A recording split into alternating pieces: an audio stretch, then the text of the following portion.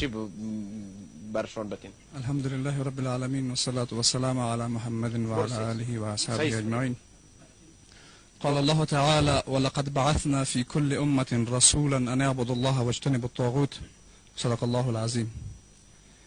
به نظر ما دوستایی که در اینجا بحث کردن در مورد آقا صاحب همه با اتفاق بودن که عملکرد از اون موافق با شریعت الهی نیست و همه با این سازگاری داشتن. من میخواستم یک نکته را اشاره بکنم که هیچ کسی از دوستا به اون نکته اشاره نکرده. الله متعال هدف اساسی ارسال همه پیامبران الهی را دو نکته اشاره میکنه. نکته اولی ان اعبدوا الله، فقط الله را عبادت کردن، و اجتنبوا الطاغوت، و از طاغوت اجتناب کردن. اجتناب از طاغوت لازمی توحید هست و اگر هر کسی از هر طاغوت اجتناب نکنه لا اله الا الله گفتنش کامل شده نمیتونه. متاسفانه همه بزرگوارا در اینجا تشریف دارن، شاید مناسب نباشه چیزی را که بگم، اما به خاطر ادای مکلفیت دینی خود میگیم.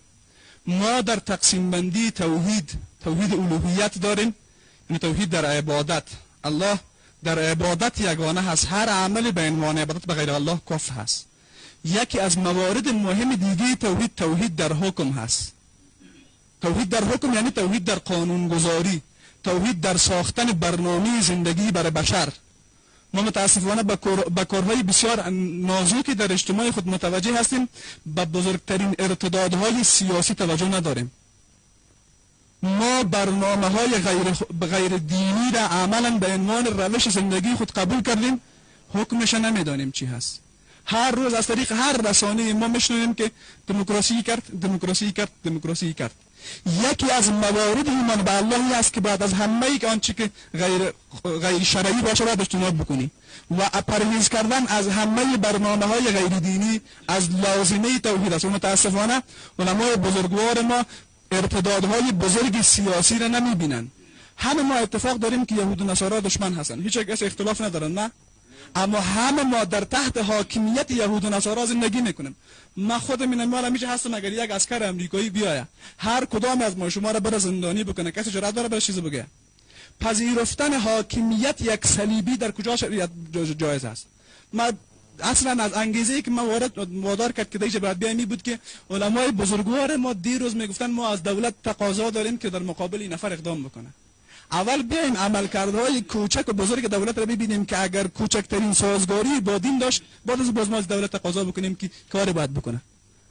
اصلا این تعامل کنونی که با صلیبی ها دارین، با مسیحی ها دارن، امینا در کجای دین جایز هست؟ چرا ما با آیات قرآن کریم توجه نمیکنیم؟ قرآن کریم میفرماید در آیات 100 سوره آل عمران خدا میفرماید یا ایها الذین آمنوا ان تطیعوا فريقا من الذین اوتوا الکتاب یردوکم بعد ایمانکم کافرین. ای کسانی که ایمان آوردین اگر شما از گروهی از اهل کتاب پیروی بکنین بعد از ایمان آوردن شما را مرتد میکنن. کسی میتونه این آیات توجیه بکنه؟ در آیات 169 سوره آل عمران باز میفرماید یا ایها الذین آمنوا ان تطیعوا الذین کفروا یردوکم علی اعقابکم فتنقلبوا خاسرین. ای مؤمنین اگر شما اطاعت از کفار را بکنین شما را به پاشنه های پایتان برمیگردن و از دین مرتد میکنن. ما با خیل وضاحت در موالات کامل و در اطاعت کامل از کفر قرار داریم. چرا علمای بزرگ چیز نمیگن؟ در کجای دین جایز هست که ما در تحت حاکمیت صلیبی ها زندگی بکنیم و باز بیایم خود مدافع دین جلوه بدیم، هر کدوم ما گردن خود بیشتر در سر بکنیم که ما اصل حقیقت دین درک کردیم؟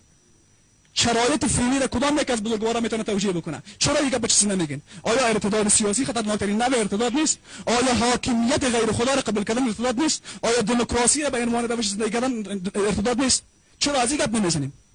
و این از حقایقی هست که همه علمای بزرگواری که دیگه هستن و هر کسی دیگه هم که صاحب بشه میره ما برشون دعوت میکنیم که وقتی ما دایه دین رو میگیم، دین به خاطر همه اختلافات ما بر ما قاعده میده فان تنازعتم فی شیء فردوه الی الله و رسول ان کنتم تؤمنون بالله والیوم الاخر. هرگاه در هر مبحث اختلاف دارین به الله و پیامبر رجوع بکنید، به کتاب خدا و سنت پیامبر صلی الله علیه و سلم رجوع بکنید و این اساس دینی هست و این همه بدبختی های جامعه ما که هست. اگر یکی از علما کوچکترین توجیه به این پیدا کرده بتونه باز گپشون درست و متاسفانه ما اصلا توجهی به این مباحث نداریم. به نظر من مسئولیت بیان همین حقایق به عهده کی هست؟